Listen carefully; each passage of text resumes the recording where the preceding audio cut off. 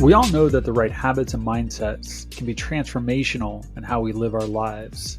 But among the sea of advice online, it can be challenging to know who to trust with these important life decisions. At The Standard, we answer those questions and introduce you to some of the most successful people in the world in their fields and the habits and the mindsets they use to achieve their success. To learn more about our social platform, head on over to www.thestandardapp.com. And now, your host, myself, Chris Pallatroni. Welcome to another episode of The Standard. I am your host, Chris Pallatroni, and today's guest is Dr. Karim Ellis. This is a dynamic motivational speaker. He is known as the #1 breakthrough strategist, helping people find their purpose and passion in life and removing the layers and the barriers to get there. He is a serial entrepreneur of over 20 plus years. He has a background in real estate and just a great human being who really wants to help people become their best. In this particular episode, there is a lot of ground that we cover. We talk about his personal and his professional background. Purpose comes up pretty quickly in the conversation, and he shares the dream that he had that helped him find it. We talk about vision and clarity. We focus on meditation and focus and why those are so important in his daily routine. We talk about the power of I am and GPS for your success, which is what he's known for. We talk about how he plans his year and how he levels up his goals. We talk about nothing is impossible as a powerful mindset. We also talk about having a growth versus a fixed mindset. We talk about environment and the importance of the people you surround yourself with, the power of energy, his wish for the world, and so much more. This was a really fun episode to record. I've known Karim for about a year and a half, and he does not disappoint. So I hope you guys enjoy the episode. And without further ado, this is Dr. Karim Ellis. Well, sweet. Well, first of all, thanks for joining me. Absolutely. I was looking back at my notes here, and I reached out to you, I think a little over a year and a half ago, January of 2022. Mm-hmm. I got exposed to some of your speaking and just like it reached out to you. And I think you gave me a call. I talked to you about this project and I've been following you ever since. So, welcome to the podcast. Thanks for being on. All right. Yeah. So much of this is what I'm excited about, Karim, is like you speak this language incredibly fluently. I think you're the first speaker. I know there's a lot of things that you do. You're an entrepreneur. You've dabbled in real estate. You've got your own show. But what I'd love to do before we dive too far into like your personal habits and mindsets, I'd love you to sort of take the listeners on a little bit of a journey and just share a little bit about, who is Karim and, certainly as who is Karim the professional. I know a fair amount, but Sure. I don't know that I would do your history justice here. So I'll let you take it away a little bit. I got you. Yeah. So my name is Dr. Karim Ellis. I go by the moniker of the #1 breakthrough strategist, and I've been speaking, teaching, and helping to create breakthrough moments and transforming lives, both nationally and internationally. For this point, it's been 2 decades. I know I look younger than that, but I started this journey back when I was 26 years young. And I think the main thing about me is having that never say die attitude, meaning that when I started this journey out, I didn't see myself actually out here doing what I get paid to do. When I started this journey out, I was the person that I felt like failed colossally in life. I was a person that was the college dropout before my journey got started, settled down in a relationship, popped out a kid at a very early age, and put a lot of goals and dreams on hold. And then unfortunately for me, that relationship went south, right? You thought you found the person you're going to be with forever. And then we just figured out we was very, very young, very, very immature, and our value system did not align. And so that breakup left me temporarily homeless for about 3 months. And part of the reason why was because my parents was against us getting together and shacking up. My father and mother want me to go off to school. I'm a smart kid. I actually skipped a grade. So they had high hopes for me and high aspirations. When I decided I was in love, I was going to settle down directly after coming out of high school, that was not what they wanted to hear. Right. So the last thing I want to do is go back to my parents and have this conversation that revolves around the words, I told you so. So for 90 days, I was trying to figure out, how do I fix my situation without going back to hear this conversation? So I slept out of my car for about 3 months. When I could get away with it, I would go to my job after hours. I would actually park in the parking lot. I would wait outside around 11 o'clock at night during the weeknight for the cleaning crew to turn off the lights on the third floor, which let me know they had been there, done that, and gone. And so I would use my access key. I would sneak on up the back steps. I would make a pallet right there in my little cubicle, and I would lay down and sleep there and wake up about 5 o'clock in the morning, go clean myself up in the company bathroom, straighten out my clothes without an iron, get as many wrinkles out as possible, plop down at my desk around 6 o'clock. 7 o'clock, my boss will walk in and say, Ellis, that's what I like about you. You got gusto. You always the first person to arrive. You got no clue. I've been sitting here all night. Right? So my journey started out looking nothing like what it looks like now. And for me, I'm going to say my journey has been a walk and a talk in the discovery of finding out one's purpose. I think that once you figure out what your purpose is, right, everything else in life becomes simple because you evolve everything you do, everything you are, everything you connect with around the concept of purpose. Meaning, is this pushing me in my purpose, or is it distracting me or slowing me down? Yeah, I love that, and I knew we were going to get to purpose. I didn't realize we'd get there so quickly. I before I take a detour Mhm. and unravel a little bit of that, what is it that you do today? I mean, you're a speaker. Mm. Like, walk us through. Like, what are you doing professionally right now? Mhm. Yeah, so I started my entrepreneurial journey back when I said like 26 is when I that shift of being homeless and moving back Yeah. home. It got me back on my feet very, very quickly because I knew the direction I had to go in. So I started my journey many, many years ago in real estate, which I still do real estate now as an investor. I'm also licensed, so I don't have my license for the typical methods of showing houses, but I use my license to help acquire assets. So I am licensed. I do real estate. I've been doing that for 20 years, but I also am a professional paid speaker. And so I speak, I teach, and I transform lives. And I've been doing that for 20 years as well. So some of the organizations I've been blessed to speak at, we've done General Electric, we've done Anthem, we've done the United States Postal Service, United States Military. We've done TEDx 2 times. We're working on our third TEDx even as we speak. I want to be a 3-time TEDx speaker. We've All right. done a multitude of different organizations and companies from Kroger's to, like I said, United States Postal Service, United States Military. I mean, you name it. Somehow, some way, we probably Mhm. either taught, trained, or spoke, or gave a keynote message, or something along those lines. You know, Johnson and Johnson, Toyota, Ford Motor Company, Honda. So we've done a bevy of them, right? But then also, I Yeah. believe that whatever you're designed to do, your job is to reproduce that in other people. So I'm also a speaker, trainer, coach. So I also train Okay. people how to take their story, take their message, or take their expertise, and how to get paid on stages and platforms, both nationally and internationally, the same exact way. So we got a bevy of things we got our hands into right now. But that's the gift of life. Life gives you so much time. And while you're here, your job is to figure out what all you can get wrapped up in while you're here. Yeah, no, I love that. When you're speaking at all these different venues, if you will, and for all these different companies, is there, I hate to use the word like a standardized way that you go about it, but is there like a unified message that you're typically sharing in these? Like, I know a little bit about your GPS, Sure. your success. Mhm.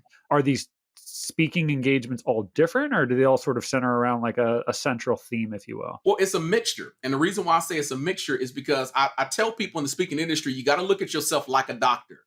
And as a doctor, if you come Okay. into my office, Chris, I'm not just going to write a prescription and say, go take 2 of these and call me in the morning. I'm going to start asking defining questions, right? Definitive questions to Okay. figure out why you're here. And so when you come in, I say, Chris, what brings you into my office? And so you start to tell me, man, doc, I got this tremendous toothache. And I'm not sure, it just started acting up over the last 2 weeks. I tried to put it off, but now I'm here. Whenever I bite Mm. down on the back of my jaw, my molar hurts intensely. My gums are bleeding just a little bit. My lymph node is swole up around the neck. I've been having headaches and it's been hard to keep food down. Based on those symptoms, because we don't know the core problem, based on those symptoms, Yeah. it gives me an idea of what the core problem is. And doctors write prescriptions not to go after a symptom. Doctors write prescriptions to go after the core root problem. Because if I take care of the problem, all the symptoms attached to it disappear as well. So when someone is booking me to bring me Yeah. out, one of the things we do in the interview process, because you still do interview to talk to the event planner to figure out what's going on, as I'm asking, just like that doctor, what are you guys in need of in this season?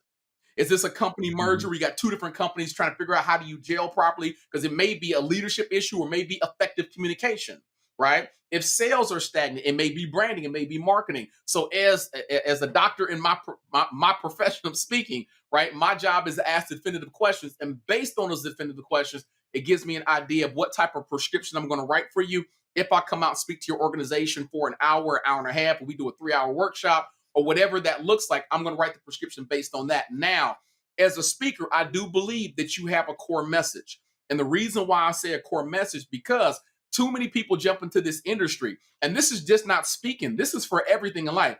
Too many people jump into Mhm. life and they become a jack of all trades and a master of none. That's the Yep. problem, because we live in a day and an age of what we call the expert, which means I want to book somebody who's good at a multitude of different things. I want somebody where I know this is your expertise. This is what you do better than anyone else out there. That's what I'm going to book you for. That's what I'm going to pay you for. That's what I want to deal with. So even the person that takes care of my car, my choice of car in this season is Porsche. I'm not going to take my Porsche to any mechanic.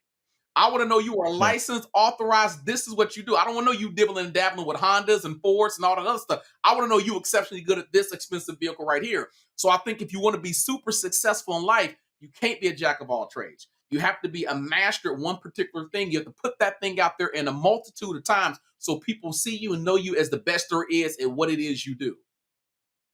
I love that. I love that. Well, I'm going to put you on the hot seat here because when I was doing a little bit of research on you this week, Mm, I'm like, this guy's a speaker. And so, and you do it so well. And I'm familiar with some of the people you're connected to, but I'm yes. like, you know what? He's got somebody out there that inspires him as well. Mm, Like you're around these yeah. speakers. And so I'll say one, you can bleed that into two or three if you must, but Sure. like who out there from a speaking perspective inspires you and motivates you to like level up your game when you go out there and you Mm. perform? That's a really, really good question. And the reason why I love that, I tell people all the time, the quality of the question determines the quality of the result. And I think one of the reasons more people don't experience success because they spend their time asking questions. They don't ever ask the right question, right? So what I'll say is the person I think that has inspired me the most in the speaking industry, there's two. One is going to be my Okay. current mentor, Mr. Les Brown. You got to be hungry. He's been speaking for over 50 years. Love He's him. spoken in over, 50 countries, 51 countries. He's known for telling people, I know a thing or two because I've seen a thing or two. So he knows a thing or two because he's seen a thing or two. As a mentee, do I believe he can teach me a thing or two? Absolutely. So I'm going to say Les, and people don't realize this. I've been listening to Les Brown since the age of 8. Like my father would play Les Brown cassette tapes. Either it was Les, it was Jim Rohn, or Zig Ziglar. It was all we got when we drove back and forth to Yeah. dad's real estate Totally. investment properties. And so even at the age of 8, I didn't understand everything Les talked about, but Les Brown has one of the most contagious laughs in the industry. You ain't even gonna know the conversation, but if you hear Les laugh, it'll make you crack up yourself, right? Yeah. So I didn't know many years down the road that God Almighty was going to have me be mentored by what I believe the greatest motivation speaker, the greatest one to ever do it. So Les is one. And then the second one I got to say is from a speaking standpoint, from a religious standpoint, I got to say TD Jakes. And I've been a fan of Okay. TD Jakes because both of these men to me connotate wisdom and a mastering the art of speaking. In order to master a thing, you got to put in 10,000 hours, right? So a lot of people fail to understand that. For you to be a master at anything, you got to put in a minimum of 10,000 hours of your work.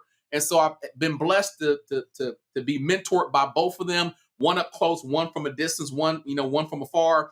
But studying both of their speaking styles helped me tremendously when I decided to go out there and chase my own goals and dreams and use that gift and talent as a way to make it happen. Yeah, I've been listening to Les Brown for years, and it's always so interesting too because there's so many good speakers out there. Mm. I love Les Brown, and not everybody is familiar with him. Yeah. And I'm like, how are you not familiar? This guy's like, I mean, his speeches Mhm. are so classical in the sense that, like, even if he gave a talk, Mhm. 10 years ago or so, Yeah. there's so much application in today for almost anybody. Yeah, I kind of figured you would say that. Yeah. Also, if he ever listens to this, you had to say it number one too, because no, okay.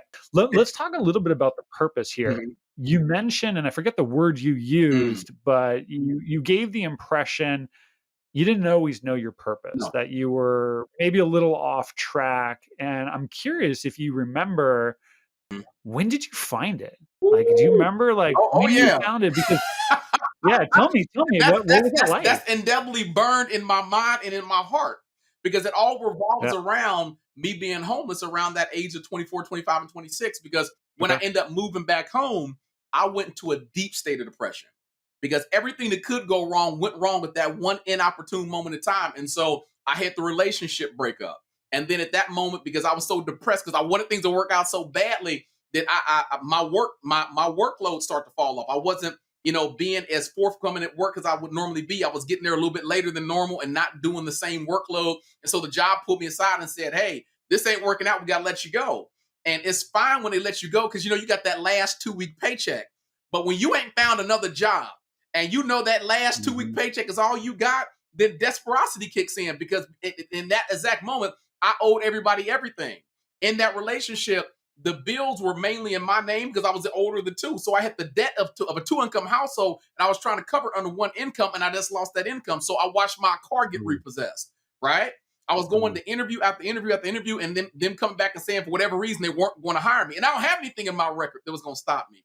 And so I got so depressed in my situation that I started having very, very dark thoughts. I went to a dark period of my own existence where I kept thinking to myself, if this is what life is going to be like day in and day out, where you get one step ahead and get knocked 5 steps back, and I do believe in the law of karma, but I can't see anything I did that was deserving of what I was going through, right? I get if I was a dog and out there, beating people up and being mean, none of that applied in my story. And so I had a desperate moment where I cried out to God, and I was this close to committing suicide and taking my own life.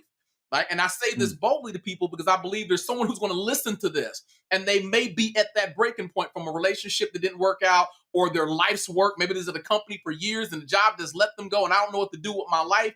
There's so many people to put value in what they do and who they are. And when that rug is snatched out from under them, you may go to a bleak moment of your existence. And so that night before I laid down, tears streaming down my face, I remember crying out to God and I said, I need you to give me one reason why I should stick around. If you can't give me one solid reason why I should stick around, I'm going to find my way out of here. And so that night, Chris, I had the most vivid dream I've ever had since I've been on this planet. I was transported to my own funeral. Now, when you go to your funeral, 2 things take place. Number 1, you want to check the outfit they buried you in. Because in my belief, whatever you get buried in, that's your ghost outfit. That's what you're wearing for the rest of your life. So you got to make sure a brother's looking good. Don't have me in that casket looking raggedy, right? So I go to check and make sure the threads are okay. All right, we can be peaceful with this. But when I turned around, there's certain people I want to see in the audience.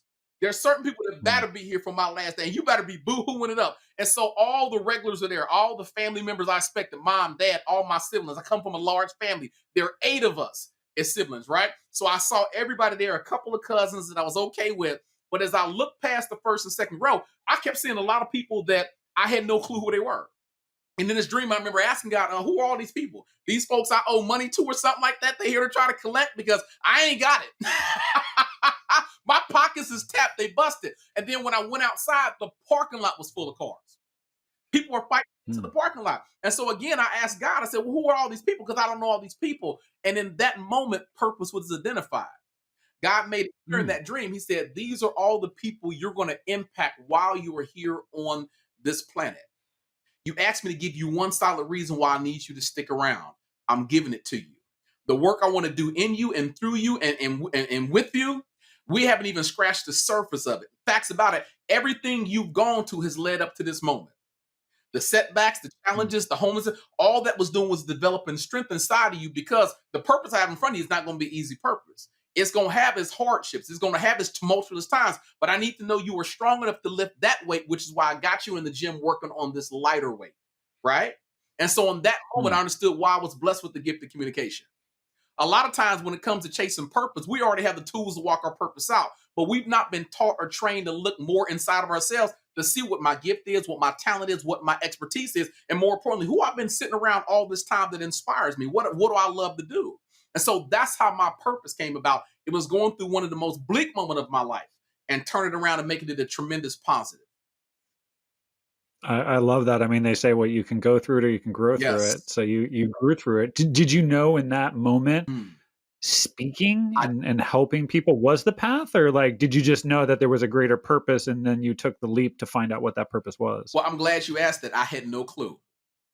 All I knew at that point in time, I was a blessed people. And so what happened in my sanctified imagination, I started looking at the resources I had at my disposal and said, okay, so how do I help people? So that's where real estate came into play.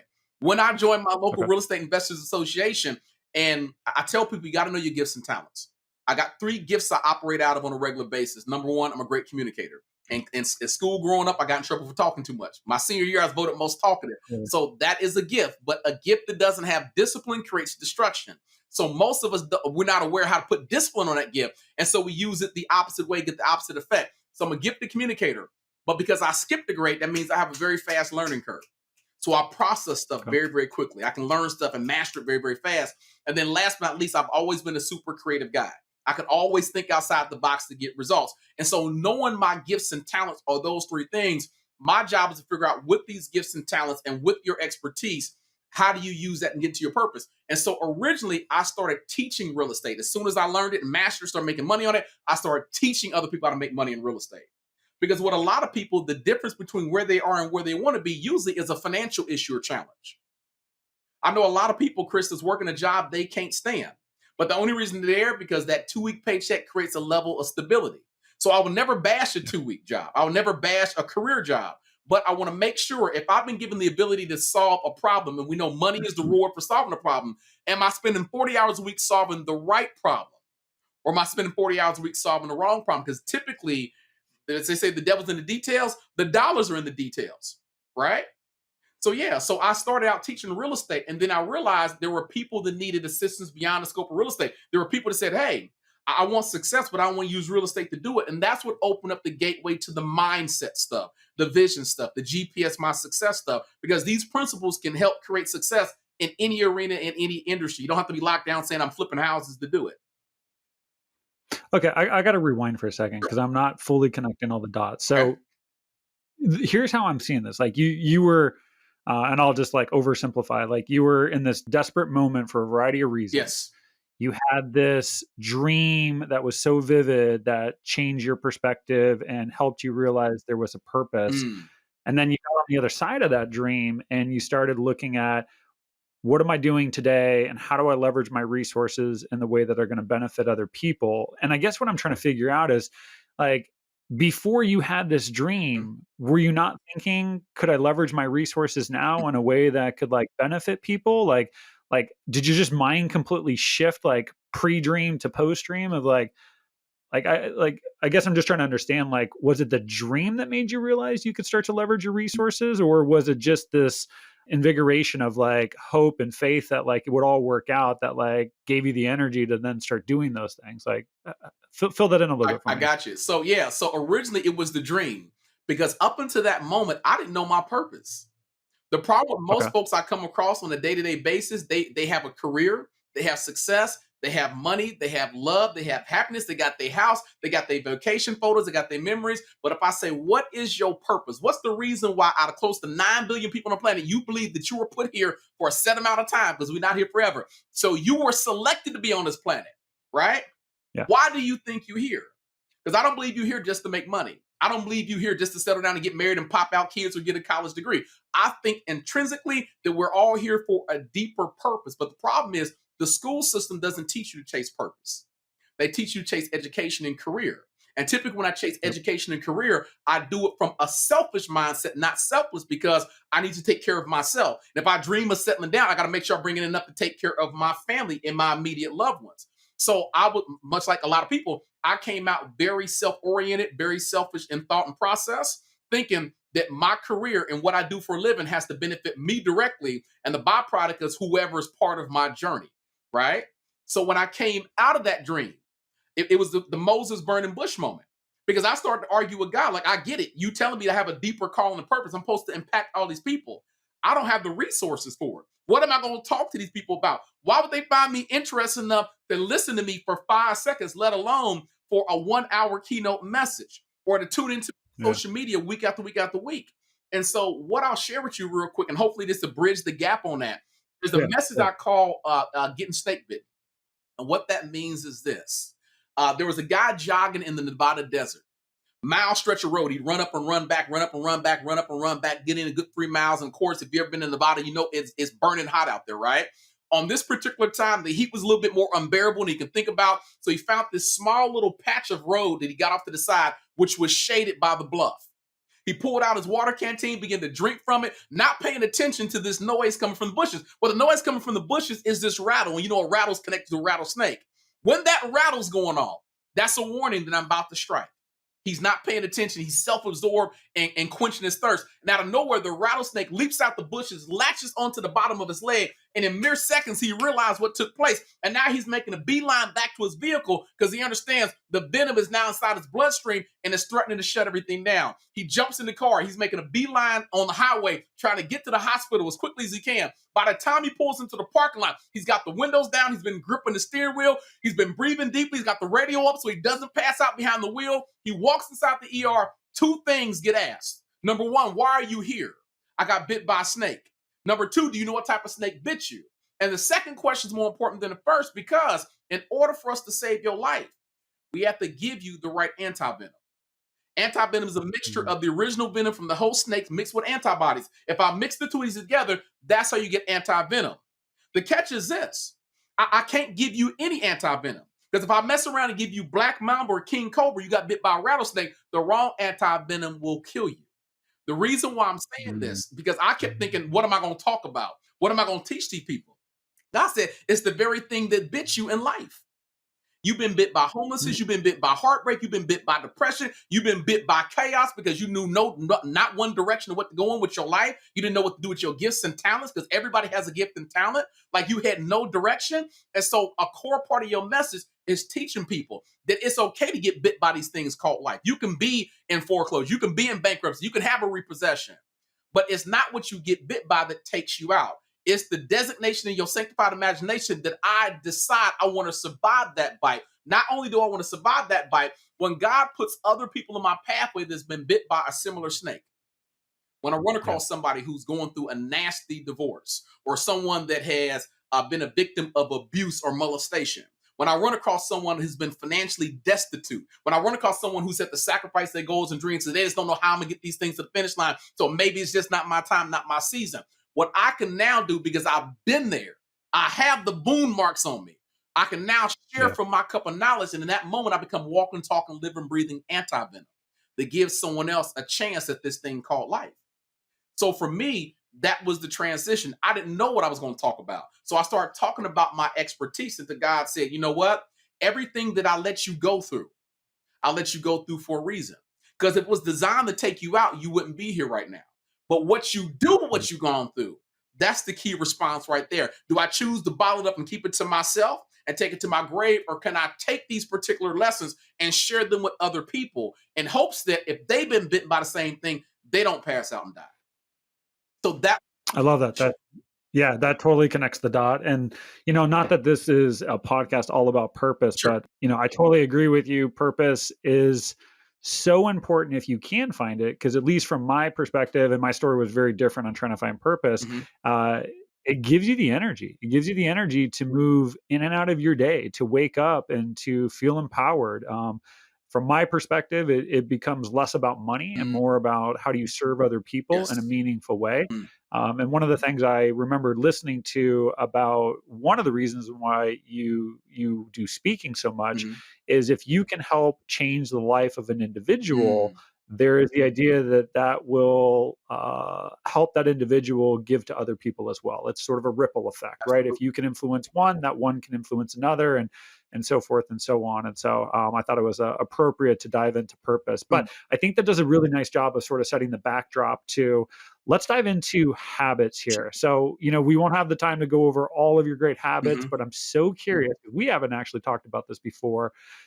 Is there one habit right now for you that supports your mental health, your well-being, your success? Is there one that sort of stands above the rest? Absolutely. It's kind of like a slash, kind of like a half and half. Okay. So I'm going to say focus/meditation. Focus/meditation. And the reason why I'm so keen on this is everything starts inside of a person's thoughts. Our thoughts dictate our reality, for better or for worse. And so one of the things I love so much about Les has taught me over and over and over again that we live in a day and an age with weapons of mass distraction. I know most people think weapons of mass destruction. No, weapons of mass distraction. From the moment you wake up to the time you lay down, you are constantly under attack of all these different things designed to do one thing and one thing exceptionally well: distract you, deter you, and keep you from being focused on what you're supposed to be focused on an everyday basis. And so when I can wake up in the morning and put focus and meditation as the beginning part of my day, that's the anchor that I can keep returning back to again and again and again. What I see with a lot of people that messes them up, they don't start the day off focused on anything. So it kind of goes into my GPS philosophy and principle, which is a GPS is useless. Everybody knows about GPS thing. It's useless unless you give it an address, right? And that address dictates where the GPS is going to direct you to. Where I wake up and start my day with focus, it allows me to know what's important for my success, what I should be focused on throughout the course of the day, and what I shouldn't even give attention to throughout the course of the day, because those things are designed to distract me, deter me, and take me in opposite directions. So for me, got to be focused in meditation. So let's walk through that a little bit. Let's get a little bit more tactical. You do this in the morning, first thing when you wake Absolutely. up, and what's that look like? What's that practice look like for you? So when I wake up, it's kind of odd because I'm a guy that wakes up, I gotta use the bathroom first. That's off the bat. I ain't trying to hold nothing in meditation mode. So I'm gonna go take care of my business. Okay. I'm gonna let my dogs out so the barking don't distract me. But what I love to do is set aside at least a minimum of 15 minutes.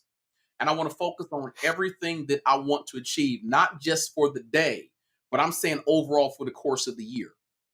So I have certain Mm, things written out, but I write them out under the guise that I already have them. Because the power of okay. manifestation, which I highly believe in, Huge. manifestation anchors to emotional energy. And the problem with most of us, we talk about it as if we don't have it. We talk about it as a future event that's down the road yet to come. No, I want to imagine myself that I already have it. It's tangible. It's already sitting there. It's already in the bank account. It's already in the driveway. The opportunity has already been sent to me by email, or I got the phone call. So I'm speaking my stuff into existence and focusing intently on it by taking a look at what I've got written down for my goals for the course of that year. I'm speaking it out loud. I love the word I am.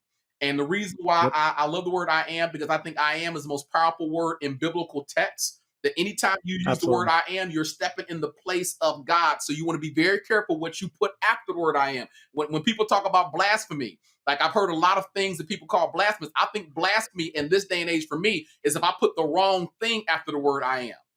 Because whatever I say I am, I'm speaking it and I'm believing it like it already exists. So if I say I am broke, I am stupid, I am struggling, that's blasphemy. If I'm built in the image and likeness of God, God's not stupid. So why would I be saying that? Right? God's not broke. So why would I be saying that? So I have my affirmations that I have written out. I speak them out loud. And the goal of these affirmations is to speak it out loud so many times they're committed to memory. So there'll be a Yep. point in the course of the year where I don't even need the paperwork because I already know what it is. It's committed to memory. But I speak it out loud and I spend at least 3 to 5 minutes focused on that one affirmation as if I already have it. It's already mine. What are the benefits of it? What are the blessings? Meaning, it's not a self goal. Who benefits the most out of me being able to step into this chapter of my life? If I'm positioned here, who is the byproduct? Who do I get to help? Because the problem, I think, with a lot of people, we make very, very selfish goals, right? So I'm focused on who gets the benefit of me being in a proper position. If I expand my business by 40%, how does that benefit the people around me on a regular basis? If I'm bringing in staff and employees, how do they get blessed by this change up, right? And so that's my thing right there. It's the wake up focused, intently designed on thinking it's already mine, but wrapping emotion around it, which is how do I feel owning this? How do I feel walking in? How do Mm, I feel when I get the phone call saying, hey, we want you to come out and speak in front of this crowd of 800 people next week, right? It's locking the emotional energy around it. And the goal is to believe it so intently, which is the hardest thing for most people, that it's not a matter of when it's going to pop. It's not a matter of if it's going to pop up. It's when the opportunity pops up. Because once it's committed to this, now my subconscious mind is on a swivel looking for the land bridge between where I am and where it pops up so I can make that thought a reality. So for me, I'm starting my day like that every single day, whether it's working out, whether it's financial, whether it's growing the business, whether it's connections with certain individuals of influence. It always starts with a thought. So I want to be 100% in control of my thoughts to the best of my ability. I'm all about I am. I mean, two most powerful words you're ever going to say, because it is the way you define yourself. It is identity, Mm-hmm. and obviously we act in congruence with the way we see ourselves. Yes. So self talk is Mm-hmm. huge. I think more people should practice it. It actually comes up a lot in this podcast where people will say, "I love you" to themselves in the mirror, or "I am worthy." So a different variety of ways that people can sort of practice that. And language is a huge indicator as to like the way that we see ourselves. And so Absolutely. you know this, but you can listen to someone tell you their Yeah. problems, and just by the sheer way in which they describe their problems, Mm-hmm. you can sort of tell where their mindset's at. So I always try to remind people, even if you're trying to be playful with your words, Mm-hmm. be very, very thoughtful of the way you describe yourself. So people will say I'm stupid or, whatever. And maybe they're just joking, but you're listening all the time. So you've got Yeah. to be very careful. Well, let me Um, leap in here real quick because yeah. before you put a pin in that, because one of the things we talk about is the power of the conscious mind and the subconscious mind. Conscious Yeah. mind is the alert mind. So lets me know I got a backdrop of a beautiful city. Don't know what city it is, but it looked great sitting behind me. I got on a gray suit and with the lighting a little bit hard to see, but I got on a purple shirt. That's the conscious mind, right? That's the alert mind. But I'm looking more towards the subconscious mind because we know the subconscious mind, it never sleeps. It's always alert. It's always Mm. processing information. So whether I'm awake or I'm asleep, it's always processing and making moves and decisions based on that. So I want to be very careful what I feed myself. The best description I got, I tell people, the reason why we have commercials on TV and on air, commercials program the mind to get a certain result. That's why they keep playing Papa John's piece of commercials, a better piece of Papa John's, because the more you see it, then you'll think that big Shaquille O'Neal guy, maybe he's right. Maybe they got better piece of Papa John's. So if we know that corporate America spends millions of dollars and billions of dollars trying to program your mind for a result because it attaches to the subconscious mind, we got to get in the habit of doing it for ourselves, which is why it's so important Yeah. to program our minds by using affirmations and meditation so that when opportunity presents itself, we don't question it. We simply move on it because we already have the belief that's already mine. I got to go pick it up. Yeah, I love that. I want to come back to a couple questions on your thing here, but one thing that I've done too, I'm a big believer in positive mojo, Mm, and so one of the things I did is for about 6 months, I'm a runner, and so for about 6 months, maybe even up to a year, mhm, I would listen to music, but not music. It was more motivational videos. So I spent the time and I found like the best motivational videos I could have. Les mm, Brown was definitely in there, but some were 6 minutes, some were 20 minutes. But these were the ones that like, very quotatious. They made you feel good, high energy. And I would build a soundtrack for like about an hour and a half. And I listened to the soundtrack, Kareem, over and over and over to the point where I know all the quotes by heart. I know, yeah, I mean, very much almost every word through every single one of them. And I would just like pound this information into my brain, mhm, very much like the subconscious mind is paying attention. I was like, look, if I can just drown myself with positive thoughts, like mm, this stuff's just going to ruminate in there for a while. yes. So I did that for like about a year. I haven't listened to it in a while, but every now and then I'll dip back into that playlist. Mhm, And it's just like riding a bike. You just pick up right where you left off. Let me ask you a question about, you mentioned this meditation. It's about 15 mhm, minutes. It's highly built on some of these affirmations. mhm, I guess two questions I have here. One, are there other parts of this 15-minute meditation that isn't about these affirmations? And then the second part of the question is, a lot of people struggle to like look over the next month, mhm, quarter, and you're going a year out. yeah. That's overwhelming for people. So the question is like, were you always doing that with your affirmations, or did you start off with like today, this week type stuff, and then slowly built your way to what am I going to do for the year? Yeah. So my problem was I was just planning for like that month, right? Yeah. And I look at it now by saying, you want an umbrella project. And then under that umbrella project comes small little semi projects. But there was something I learned from Tyler Perry, and he said it so wonderfully. I started including in some of my content, some of my speeches. He talked about how, as a young man growing up, he wanted success. He said, man, I wanted to have a movie studio. I wanted top rated TV shows. I wanted my plays to take off. I want to be able to give back to actors and help actors get started in the business because he's responsible for helping launch a lot of careers for folks that's starting stuff. He wanted so many different things, but he had to know the difference between what is seed and what is fruit. I'm gonna say that again. He had to know the difference between what is seed and what is fruit. Seed is what you plant to get fruit. The problem with a lot of us, what we do when we do these affirmations, we make fruit affirmations, not seed affirmations, right? And so when I got clear about the difference, all my affirmations, I typically wanted them to be seed, meaning if I can plant this one thing and harvest it, then all the other stuff I want is a fruit I pick off of that tree. So if the goal is to become debt free, financially free, what seed do I plant that's going to help me do that? So that's how real estate started out. We're going to learn how to buy houses Mm. and flip houses and get some rental investment to get passive income coming in. And then it spurned over to teaching people how to make money in real estate. So we took that same skill set and made more money on it. Then opened up the gateway to speak in corporate America, which is even more money. Then it opened up the gateway to teaching people how to speak, which is even more money. And with all that money, you can diversify and invest in other things like crypto and so on and so forth. And so it was the idea that my affirmations, I really want them to be seed, not fruit. Mm. I want to be able to plant that affirmation. And then once that affirmation grows, then everything else that I want, the cars, right? The paid off lifestyle, the ability to travel, to be in control of my time and I have to punch a clock and answer somebody. That's all fruit that's based off of planting the one correct seed. So I want to make sure I'm planting seed to get fruit, not planting fruit and saying, okay, where's the rest of the fruit at? Because you plant seed to get fruit, not the other way around. So with me, when I start going a year out, the reason I want to start going a year out because I want to be clear about what I was planning in this season. The problem with a lot of us is we get hit with so many different things and we get a lot of fun projects and joy projects, and they can become a distraction. I only want to focus on and put my attention on the things that are going to give me the designated results before the year is up, which means I got to figure out what gets me closer to my finish line and what actually doesn't. Even if it sounds like a great opportunity, it may not be the right opportunity in this season, which means I may want to revisit it, right? But I don't want to water down what I'm in the progress of doing because a lot of times we're our own worst enemies because we're not clear about what we should be planning in the season.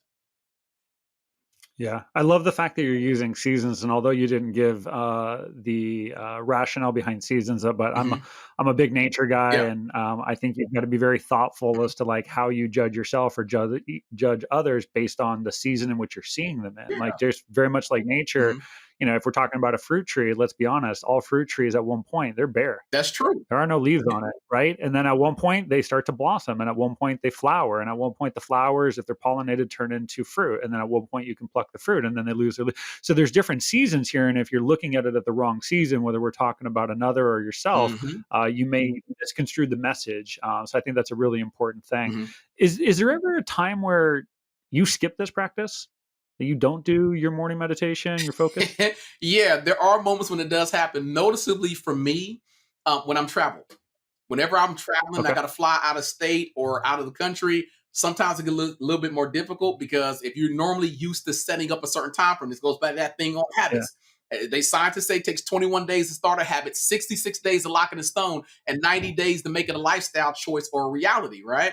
Well, if I'm used to getting Yeah. up at 7 in the morning or 6 in the morning, and now all of a sudden I got to be at the airport at 5 in the morning, I'm trying to scramble to get out the door. It's easy for me to get through TSA, grab me something to snack on because a lot of these flights don't want to give you no food. And before you know it, I'm up in the air traveling. I go, oh man, I didn't do my affirmation this morning, right? Or depending on where my mind is at when I touch down, it's easy for me to forget to do it. So the goal on it being a habit is if you fall off, it's easy to get back on again. But there are moments. I do have those Okay. days where I'm like, oh man, I forgot to do it. But that's because Does it throw you off, like, the days you don't practice this focus and meditation? Is that like a bad day, or are you yeah, just so well, well rehearsed that it's okay to skip a day from 9 to 9 and it doesn't throw you off? so what will happen is this. I've had some days that I can deem to be bad days because I didn't start my day with focus. Right? Okay.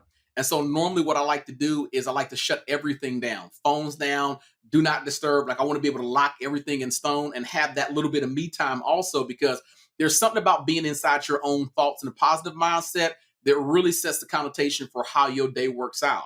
When I'm able to focus early in the daytime, I'm more observant of conversations I want to eliminate very, very quickly. When I don't do that, when I don't have my mind programmed with what I'm going after today based on my yearly goal, right? What happens is this: say you get Mhm. stuck on a phone call with someone where they start to unload everything. And before you know it, all that negativity is flying through one earpiece to your earpiece. And now you walking out disheveled, not wanting to get your stuff done. And you can't figure out what happened. Well, there's a transfer of energy. Scientists say energy cannot be destroyed, but it can be transferred. So negative energy can be Yeah. passed the same exact way. But if I'm focused on my goal, my job is to defend my castle. So I mean, certain conversations, I'm gonna exit stage left when I see it getting ready to go the wrong pathway because I want to make sure I'm able to stay focused. And so when I talk about distractions, that's one of the simple distractions I think we all get snuffed into really, really quickly. We're not able to manage the energy that we bask ourselves in every single day from other people or other events. Yeah, that's good. Last question on this before we flip over to mindset. Mhm. Um, Obviously, you're sort of framing this focus and meditation as to like what are your goals for the course of a Mhm. year, and it's sort of a two-part question. Mhm. When you're doing this focus and tapping into like this purpose that you've given yourself, Mhm. do you ever question it? Do you ever, at least in this particular 15-minute session, do you ever question, am I on the right path? Is this the right goal? Mhm. And I guess the second part of that is at what point in your year Mhm. do you change the plan for the following year? Hmm. Like, what does that look like? Okay. So I will rarely question anything because again, I'm focused on the bigger picture. So the bigger picture is we're knocking out this, and this. That's the goal for this year. Then everything I Hmm. do is going to be in alignment in some way, shape, or form with that goal. So if I know Okay. that it's easier for me to get on stages and platforms if I'm very well dressed and very well presented. I anchored the reason for the gym because the gym ties directly into that goal. I want to be on stage. And I'm not knocking anybody. For me and my brand and my belief style and what I talk about, it's hard for me to talk about living your best life and having breakthrough if I don't look like the very prescription medication I'm trying to write for you on stage. I can't tell you to live your Yeah. best life, and I'm out here living broke, busted, disgusted. I'm out of shape, overweight, breathing hard on stage, sweating, right? So when I look at my overall goals, then all the mini sub goals link into it. The reason why we get up and go to the gym 5 to 6 days a week, because that goes into the overall image of what you want your brand to look like, right? So it makes Yeah. it a whole lot easier.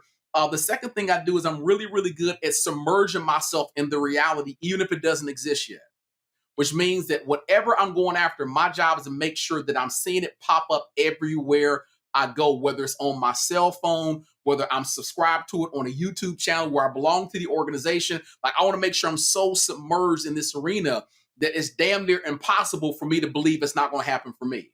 The problem I see with a lot of people, what happened with me early on, I was a party of one in my goals and my dreams. And so if I had a setback or a failure or a challenge, it'd be easy for me to think this is not going to work and want to throw away the meditation process of it, because I was only balancing it against myself. When I started hanging around people like Les Brown and a multitude of other speakers, I can still live vicariously through other greats that have been around longer than me. So my mindset was always, if God did it for them and God doesn't love them or have any more respect for them above me, he loves us all the same, right? If God did it for him, why would I ever think he can't do it for me? That's almost like if we go trick or treating and I'm coming down the street and you coming up the street and you say, hey, Kareem, anybody giving out good candy? Yeah, the lady at the corner down there, they got the big pumpkin. She giving away full Snickers bars, not the little bites. I'm talking big Snickers bars, Three Musketeers, Reese's cups. She giving away the real stuff, not the little small. And so you get happy because you own the same street. I'm confirmation that it's being given out. All you got to do is go pursue. So part of that manifestation process for me is making sure I'm surrounding myself with people that's already done what I wanted to do. When I want to speak international, I surrounded myself by other international speakers. If God has done it for them, he'll do it for me. All I got to do is go out there and pursue. But it's hard to pursue what you can't perceive. It's hard to go where you can't believe, which is why the mindset has to be locked in, which is why we do the affirmations in the first place. It's not that it's going to happen, it's already happened. I'm just trying to catch up to myself in time to make it a reality. So I'm watching for the opportunity. So hopefully that. So when you're making these plans and you're deciding what that umbrella Mhm, approach is for the year, mhm, is this done around your birthday? Do you have like a planning mhm, session? Like I realize like your 15-minute sessions are sort of locked and loaded and you've mhm, got the mission already. But where do you come up with the bigger picture where you may be recalibrating, mhm, hey, this is what we did this year, this is what my goal is for the next year. mhm. Where does that come into your schedule, your routine? Okay. So I'm glad you asked that also. I don't have like a set date. Like, I would love to say, like most people, like January 1st, people do New Year's resolutions. I would love to say January 1st, I sit down and do it. But I think with me, mine's originally started on my birthday. I Same tell here. people that the three most important days of your life is not the day you got married. I'm sorry for all the wives and husbands out there listening to me. When you found your boo boo, that's not the most important day of your life. It's up there, but it's not it. The day you had your first child or your last child, you said, that's it. I ain't pop. That ain't your most important day. The day you graduated, that's not your most important day. The day you got that job paying you, that's not your most important day. Your house, that's not your most important day. The most important, three most important days of your life is the day you're born, because that's when you bless the world with your presence. The day you discover why you've been put here. Because I know a lot of people that's successful but still don't have a clue why they're here, right? And then once I know why I'm here, the third most important day is the day I decide with courage to go after it and receive it. Because you can know why you're here, but it takes courage to step into those shoes once you understand that this calling is lined up with you. And a lot of Yeah. people have that Moses burning bush moment where they start to argue with the Almighty. I'm not qualified for this. You don't know my mistakes. You don't know my track record, my history. You don't know where I was at last night, right? So I don't think I'm qualified. A lot of us disqualify ourselves. And I firmly believe that God doesn't call you because you were already qualified for you. He called you because he knew that you would be up for the challenge if you just persist and pursue, right? So yeah, in my mindset, I feel like, if I was going to use the benchmark of January 1st, like a lot of people do, because I'm always submerging myself around other successful people in this industry. The goal I have set that says, man, I want to speak in front of 8,000 people. That may shift because now I'm hanging around someone who speaks in front of 15,000 people on a regular basis. So why am I aiming so low at this point in time? I need to bump that up. So some of my goals may shift in real time based on who I'm exposed to. And I firmly believe that people that God has put around you that is more successful than you is not to intimidate you, is not to inspire a moment of jealousy. Again, I need you to level up your way of thinking. If I did it for them, I'll do it for you. But you can't hit a target you're not aimed at. So I choose to look at people around like, okay, I've been introduced to them because my aim is too low. I need to aim higher than that. So let's wash this one out real quick and let's put it back down on the list, but let's raise the stakes on it. It's not going to take me any more effort and energy to go after something large and go after something small. So for me, I don't specifically have like a set date. Like I have a benchmark where I go, okay, we at the end of the year, let's see if we got all this stuff knocked off. But some of those things can shift based on who I come across or what I get exposed to in real time. Okay, I love that. I love that. Let's pivot over to mindset. And I know you're big on the mind, and let's be honest, like ideas, if you can see it in your mind, you can hold it in your hand. I totally get it. So similar fashion, is there a mindset, at least right now for you, that contributes to your mental health, your well-being, your ultimate success? Is there one that stands out? Yeah, the one that stands out to me right now is nothing is impossible. Absolutely nothing is impossible. I think the only limitations we have is what's locked between the temples, this gray matter up here. And a lot of times we expose ourselves to our limitations because most of us try to live inside the boundaries of a comfort zone. Now, what I've been saying on stages for years, I say that you can't grow inside a comfort zone, right?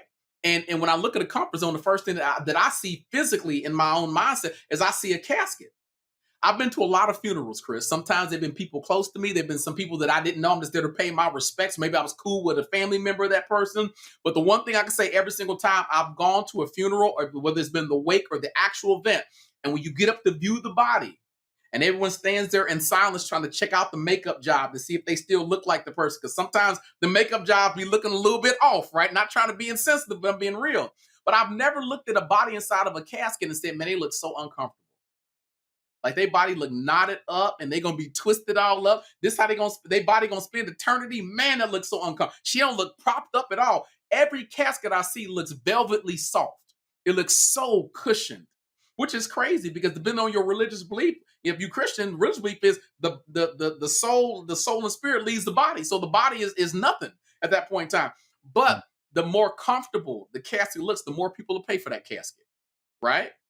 Why is that dangerous in the concept of this right here? Because if the casket represents the comfort zone, I don't know caskets to do anything but do one thing exceptionally well. They hold dead things. And whenever I'm in a comfort zone, I got to be clear that if I stay there too long, I'm holding dead things. Live dreams go from live to dead very, very quickly. The longer I keep inside a comfort zone, all I'm waiting on is for someone to walk past and shut the casket door and have the final say, the procession, the scoop of dirt. And that's it for that golden dream. So one of the things I always want to make sure that I'm not creating a comfort zone because I'm putting limitations in arenas that there's no limitation. So nothing's impossible to me, right? And if I feel like it's impossible, my job is to find at least 3 people that can prove me wrong. If I think it's impossible, let me find 3 people that can show proof tangibly that it can be done. That's all I need to know. No more excuses. It can be done, right?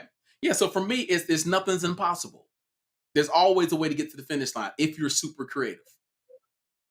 Okay, so let me ask you this. So you have no limiting beliefs right now. Right now, I have no limiting beliefs.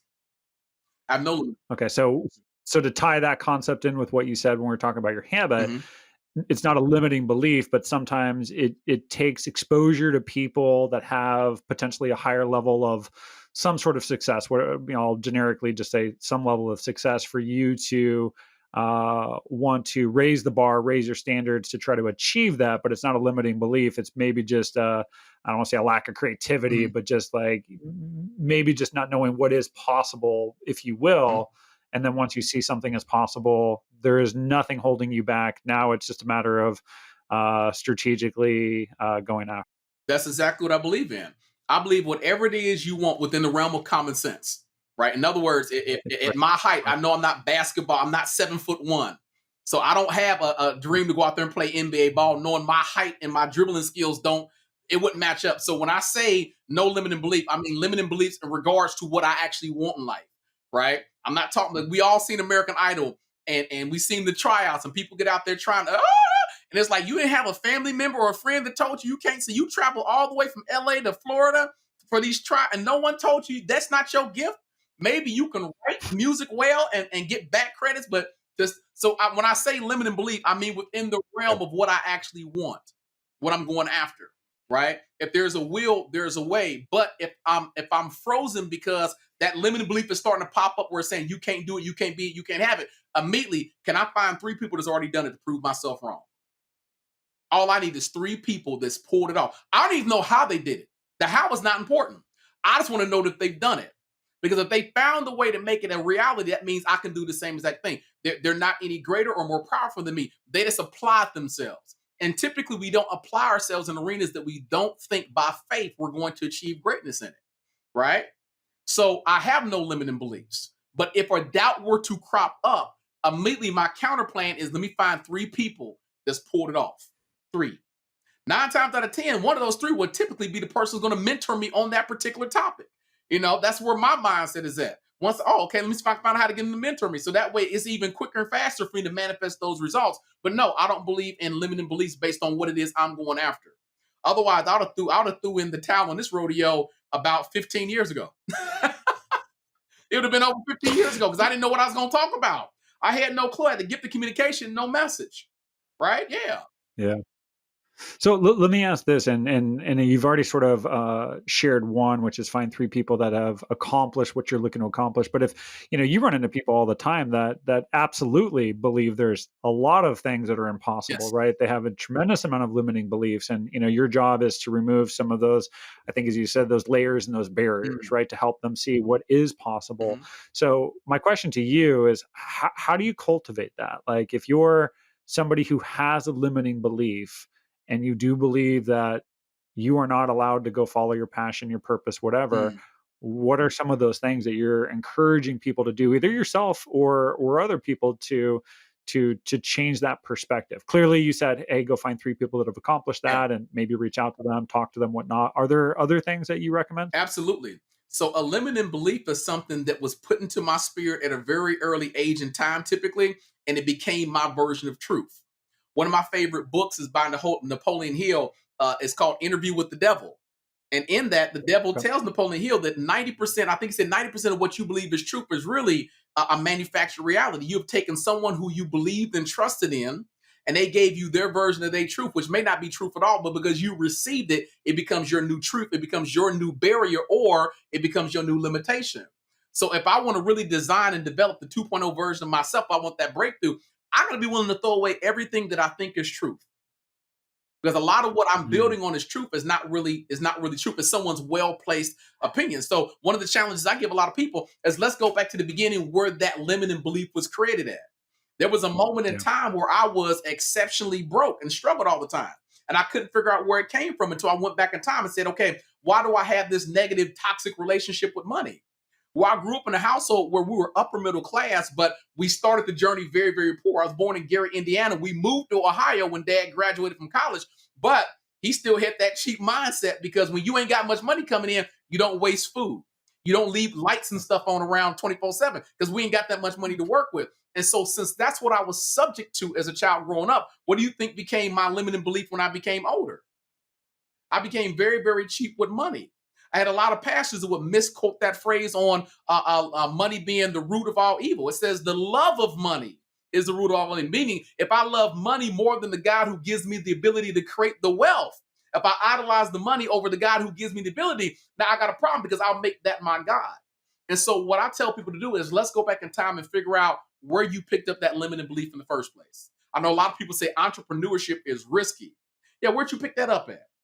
Who did you learn that from? What did you see? What event happened in your life? Or it may have not been you. It may have been someone you was exposed to where maybe dad or mom tried to make this entrepreneurial venture go and it fell flat. We know most businesses fail within the first 1 to 3 years, right? And it fell flat and it was a domino effect. And so now in your mind, you believe that if I do anything entrepreneurship related, it's going to fail. So I'd rather stay to the steady, secure paycheck, right? Than be in the driver's seat of my destiny and chase my goals and dreams. And so for me, I got to go back to figure out where that limiting belief system or belief process popped up in my journey. Because if it's not counteracted, what happens is I will use that as a springboard and I'll build around that foundation, even if that foundation is cracked and warped. So I tell people, let's go back and figure out where you came from the belief system. Because what you think is true, 9 times out of 10, it's an unfactual based opinion that you've made it your reality. Such good stuff here. I can't help but think while you're talking, and I brought it up a few times, of like subscribing to a program, right? Yeah. So I think about it so often, even something as simple as feeling under the weather, right? We all, unfortunately get sick, but anytime somebody's in my family getting sick, I got 2 boys, a wife, so it just follows everybody in the house. But anytime I feel the sense of it, I'm very thoughtful of to not subscribe to, I do feel sick, I do feel a little. I'm like, nope, we're gonna go for a run right now. We're gonna sweat it out, and it's because it's the idea that, like, if you believe it, Yes. you will subconsciously, even if it's not conscious, you will subconsciously do all the things necessary to turn that into a self-fulfilling prophecy. Absolutely. And so I'm very thoughtful of just like not subscribing to whatever it is. Business is hard. I'm unhealthy. Oh, it's my knees. Like I'm feeling underwear. Like I'm just like, get all that out of your head. Now, it's not easy to do. And another thing that came up as you were talking as well about people being comfortable is, and this is not an easy one, but it's definitely something I embrace, is like, learn to be comfortable, uncomfortable. Yes. So it's like, how can you sit in the pocket of being uncomfortable with whatever that is in your life and be comfortable being there? And that is not easy, because it's whether we're talking about finances, where we're talking about cognitive dissonance, like challenging your belief system. These are things that are like a struggle for a lot of people. So how do you sit in that moment and just be there, just be present? And I think the more you can start to do that, you can realize that, fear is the greatest fear. It's not what's on the other side of it. It's just the actual doorway of fear that's what got people all messed up. Yeah. If you can just somehow find a way to take that leap, walk through, I think you'll realize, like, it's not as bad as you think it is, but all that buildup is really what gets people paralyzed. Yeah. Well, I'll add on to that, right? Because what happens is my belief system is that foundation, right? We know we put a foundation first. We don't just build on gravel and soil, foundation first. And then as long as the foundation is steady, we can build on top of it. But again, sometimes that foundation is cracked and warped. It don't mean you can't build on top of it, but the doors don't close as easy. Sometimes the window is a little off jar because the foundation is crooked. So everything built above it is crooked and askew. And so what I learned with a lot of people, because we want to defend our comfort zone like a castle, we'll surround ourselves with people that have the same exact belief system. We'll surround ourselves with people that don't challenge that comfort zone.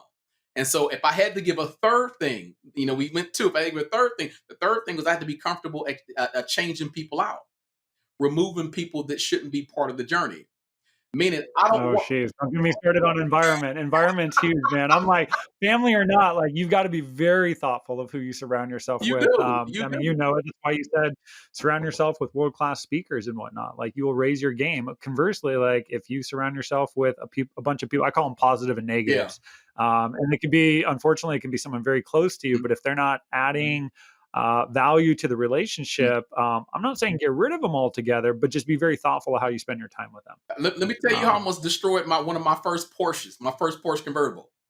I was distracted. I was in a rush. I was late for a place I was trying to get to, and I went to get a jump start from somebody. And those little cables say positive and negative. Well, I flipped the 2 around, and I put the positive on the and all I heard, and I heard sparks shoot off, and at that point I pulled it off, but it was too late. I had already fried the computer. And so for months, I'm driving around this car, not realizing the damage to the computer. So things are working, things not working. Finally, like, we got to get rid of this car. Well, that happens in life the same exact way. If I'm running low on emotional intelligence and energy and motivation, I can get a jump start from somebody, but them cables about to be on the right way. If I get the jump start from the wrong person, everything I got going on has got fried. So I want to be careful who I get a jump start from. There's some people that can jump my vehicle anytime if I need it. And there's some people I got to be careful how you go about doing this, because you may swap them cables and end up frying what's going on inside of here, right? Instead of giving it a jump start to get it up and going. So to me, that's another reason why I got to be careful with the company I keep. Jim Rohn said 5 people hang with the most. You can't outperform the 5 you hang with the most. You can't outperform them. Oh, yeah, show me your friends, I'll show you your future. It'd be like a whole nother podcast, but environment design. Yes. And, when we're talking environment, I'm not talking about just the color of your walls, the pictures that are hanging. Sure, it can be all that. Put a good quote, put someone you love. But environment design extends well beyond that. It's Mm, the clothes you decide to wear. It's the city you decide to live in. It's the people you surround yourself with. And I've done a number of teachings in my company, and we always are talking about environment. And I'm trying to remind people, it's like, I'm not saying don't have that relationship with someone who is, and I want to be really clear so people don't misconstrue it, is like, if you have a family member, someone in your immediate circle who is incredibly negative, mm, I would say be very thoughtful of how much time you spend around them. But I will say this as well. If you take incredibly good care of sure. yourself, you may be the positive that they need in their I agree. life.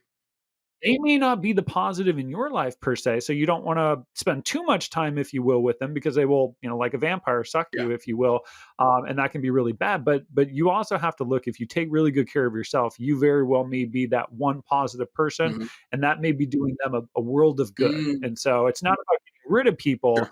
it's just being aware of, like, who's taking your energy and who's giving you the energy. Yeah, I like that. I like that. I look at it like the transmutation of something. They say the alchemist is all about turning lead into gold. I think that when they start having those negative conversations, if you're aware of it, you got to transmute the conversation from a negative into a positive. And the more you do that, I think that's when you start to rub off on them. Yeah, I like that. Yeah, yeah. I love it. Final question I got for Yep. you. So much of this is focused on you as an individual, but clearly you have a very broader purpose of, hey, how do I help the individual? If the individual gets help, they help others. Mm-hmm. And so let's zoom out a little bit and let's pretend you got a magic wand Mm, here. We got about eight plus billion people on this planet. If you could wave a wand over all of humanity mm, and you could nudge us in a more loving and kind direction, mm, is there one habit or one mindset that you feel would help us get there? mm. One habit or one mindset. That's a tough one because that's a lot. That's like almost like that's like baking a cake. Like there's so many ingredients that go into that cake, and if I leave out one ingredient and put it in the oven, it may look like a cake, it may smell like a cake, but depending on what I left out, if I left out the sugar, it's not going to taste like a cake. So I think that's a difficult question because I think there's so many different pieces or ingredients you need to get that cake to rise and smell great and taste great. But um, I'll say how you see yourself is how you show up. How you see yourself is Mm, how you show up, and that's more of a mindset more than a habit, right? And so I want to be very, very careful over how I see myself and how I talk to myself, because art imitates life, and what I keep telling myself on a perpetual basis is what I'll end up becoming. And there's studies to even prove that. We know how, again, the mind processes, and then you go forth based on what you're feeding yourself. So I think that this world needs a good dosage of how I see myself as how I'm going to show up. There are people out I there I love think that are that. next level champions that can push this world forward for the better, but since they don't see themselves in that role, they can't imagine being in that role, right? I think we got some people Yeah. out there that are seeing themselves as heroes and they're really cowards. I think you got a lot of folks that push the wrong agenda on a regular basis. And until people start to see themselves the right way, right, I think that there will always be another stage of evolution this world needs in order to heal. So we can move forward as one race, not a multitude of races, which is the human race. Last I checked, we all bleed red and we all suck down oxygen, right?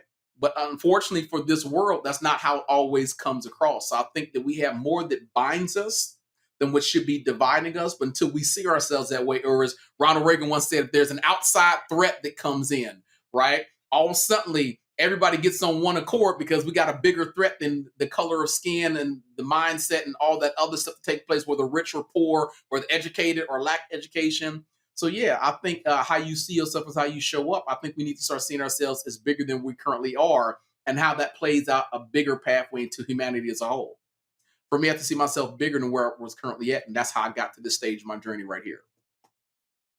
I love that. I can't help but think, self care is not selfish. And on a similar vein, I feel like if people were to put in the work of being the best that they can be for themselves, Mm, whatever that means to the individual, yeah. I think what people would recognize is that Mhm. it's not easy, right? Like, I mean, to your point, I mean, you shared a little bit, like to wake up and to have these affirmations that you do really consistently, to stay aligned with your purpose, to work out, to keep on track of your finances, to do all of these things that help you as an individual be your best. It takes a lot of discipline and a lot of time. But I think through that process, what you start to recognize, and I know we didn't talk a lot about it, is you realize like, hey, like it is not easy. There's a famous quote that comes up. I bring it up all the time. It's like, if you do what is easy, your life will be hard. Yeah. If you do what is hard, your life will be easy. You've got to just choose a path. But if you choose to do the things that make you your best version, what I know to be true is you will bring your best version to your family, to your community, to the surrounding people. And let's face it, 8 billion on this planet. There's no one person at this stage in humanity that's going to influence all of us. It's going to take a lot of people to be their best in order for us to collectively be our best. Yeah. So, well said there. And one more thing I want to throw in there real quick, because I love the quote you said. I got to match you quote for quote. One of my favorite ones is, if you want to go fast, travel alone. But if you want to go far, build a team. Right? When it comes to you setting your affirmations, stop thinking you're a party of one. Right? That's why I say your affirmations, they gotta be less selfish and more selfless, because it's easier to get people to recruit to making this affirmation a reality if you know it's bigger than just me. Like with a lot of affirmations you have, I'm pretty sure without knowing your affirmations are bigger than you, because you got a household that you got a wife and kids. So your affirmations can't just be selfish affirmations. It's bigger than just you. And knowing it's bigger than just you, they're willing participants. They want to see it come to fruition too, because they get the benefit and the byproduct of it, right? Yeah. So when you do these affirmations, take the selfish nature out and make it more selfless, which means who all is going to benefit from this? Because when it comes time to recruiting people, because I want to go far. I don't want to necessarily go fast. I want to go far. I want it to stand the test of time. Then that boils down to who wants to accompany me on the journey. Hard to get people on a journey if everything is selfish. I feel like we could go in so many directions between love and societal factors and like Maslow's hierarchy of theory. I was like, there's just so many cool directions we could be taking. So we'll have to save that for have you back on the podcast next year. Sure. Where can people go to learn more about you, Karim? Where's the right place to sign Absolutely. Up? So if number one, they Google me, they're gonna find me everywhere. I've done my best to be as Googleable as possible at this point in the journey. It wasn't easy. I know Googleable is not a real word. I think I just made it up. But if they type in Karim R. Ellis or Karim R. Ellis, everything will pop up, from videos, the YouTube channel. For my social media buffs, you can find me on Facebook at Karim R. Ellis as well. Instagram at Karim Ellis 2.0. I think when we first met, my Instagram just got hacked. And so we're rebuilding. They hacked me at like 90,000 people. And then told me that if I paid them $1,000 in Bitcoin, they'd give it back to me. But I had no guarantee. I said, I can't trust that. You already hacked me. Going back up to Karim Ellis 2.0, or they can go to my direct website at KarimEllis.com and they get access to me there if they're interested in learning about speaking. Same thing, they can reach out to me through any of those social media channels and say, hey, I'm interested. And I got them. Awesome. Well, we'll make sure we get all those links in the show notes. Karim, this is a pleasure, man. It's been so fun to talk with you. Thanks for sharing your wisdom. I think we had a little bit of a quote off. You definitely beat me on that, so I'll give that to you. But really appreciate you coming on as a guest. It's been wonderful to have you on. I appreciate it. I love the vibe, and I love the direction you're taking this brand in. I think it's going to bless and benefit a lot of people. So here's the continued success and coming back on this powerful podcast in 2024. I'm looking forward to it. Awesome. Thank you for listening to another episode of The Standard. Before we go, click on the link in the show notes of this episode to learn more about today's guest. And if you enjoyed this episode, please share it with somebody who you think would benefit from it as well.